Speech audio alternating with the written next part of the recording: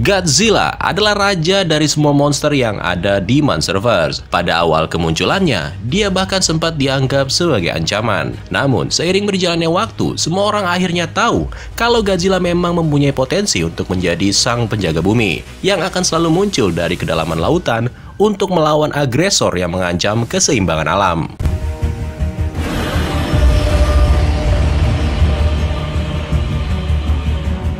Di Monsterverse sendiri, Godzilla dikisahkan telah melalui banyak pertarungan.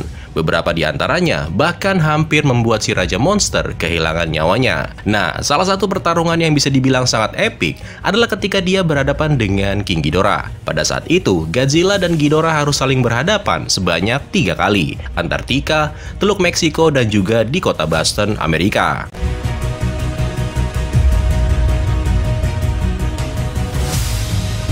Di pertarungan terakhirnya, Godzilla di luar dugaan sempat dibuat kewalahan, atau bahkan dia hampir mati. Andai aja, dia nggak mengeluarkan jurus andalannya yang disebut sebagai Thermonuclear Pulse, sebuah gelombang energi radioaktif yang dilepaskan pada saat Godzilla berada di dalam mode burning, sekaligus sebagai salah satu aspek yang berperan penting dalam kemenangannya di Godzilla King of the Monster. Namun, yang jadi pertanyaan, apakah Godzilla pada saat itu memang benar-benar membutuhkannya untuk mengalahkan Ghidorah? Dan apakah Godzilla sebenarnya nggak akan bisa menang tanpa menggunakan kekuatannya itu?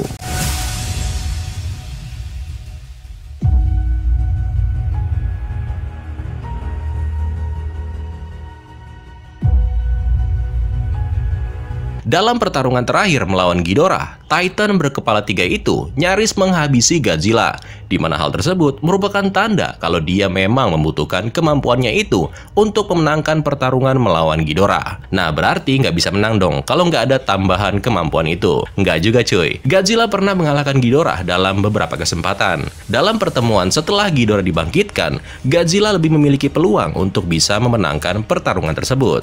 Yang kedua, ketika mereka bertemu sekali lagi di Teluk Meksiko. Di sini hampir dipastikan kalau Godzilla bisa keluar sebagai pemenangnya, apalagi jika harus bertarung di dalam laut. Karena di sana Ghidorah nggak akan punya kesempatan sedikit pun. Dan bukan cuma itu, Godzilla juga diketahui telah mengalahkan Ghidorah ribuan tahun yang lalu, di mana hal itu semua memang mengindikasikan kalau Godzilla sebenarnya nggak perlu tambahan kekuatan apapun untuk bisa mengalahkan Monster Zero. Nah, kalau gitu, kenapa Godzilla yang dari zaman dulu bisa mengalahkan Ghidorah, tapi di ending film Godzilla King of the Monster, dia nggak bisa melakukannya tanpa bantuan Mothra? Jawabannya adalah yaitu sebuah momen penting, di mana Ghidorah menggigit jaringan listrik bertegangan tinggi, yang seketika langsung membuat Ghidorah seperti mendapatkan suntikan tenaga yang begitu besar. Dan sepertinya Ghidorah memang memiliki kemampuan untuk menyerap energi yang sama dengan yang dimilikinya. Apa yang dilakukan Ghidorah sebenarnya mirip-mirip dengan bagaimana Godzilla mendapatkan tenaganya kembali, yang dihasilkan oleh radiasi nuklir dari bom yang diledakkan oleh Dr. Serizawa.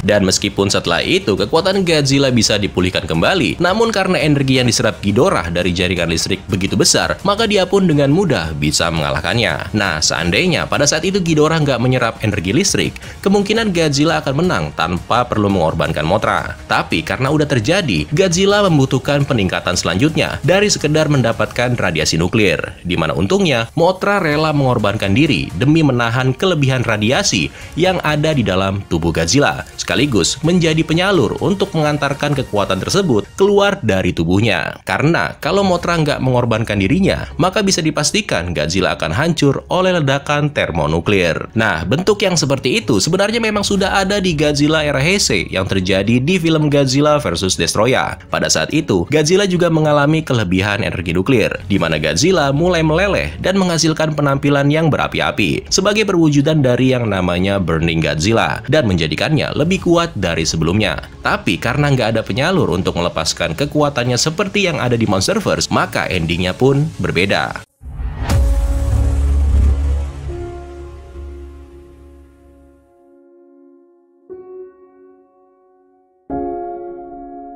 So, kalau gitu sekian dulu video singkat tentang Godzilla dan Monsterverse. Gua harap kalian terhibur ya, dan sampai jumpa di kesempatan selanjutnya.